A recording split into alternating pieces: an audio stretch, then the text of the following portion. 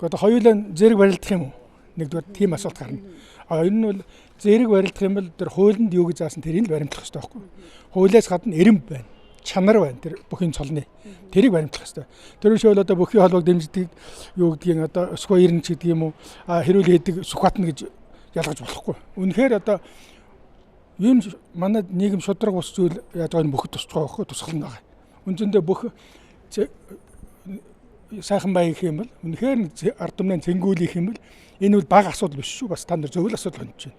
Үнэхээр хэн мандалах үед хэрүүл хийгээд эхэлж болохгүй. Сүхбаатар энэ жил барилдахгүй гэж яригдж байна тийм ээ. Тэгтэл өсгөө ирнэ барилдах юм уу үгүй юм уу гэдэг чинь бас биш. Өсгөө ир байхгүй бол тэгээд Сүхбаатар мэдээж гарна шүү дээ. Тэгтэл ч одоо Бат Эрдэнэ аварга юм уу Баянмөнх аваргатай энэ хажууж болохгүй. Юмны чинь чанар гэж байна. Эрэм гэж байна. Тэгээ нас, жудаг их олон юмнаа шалтгаална шүү.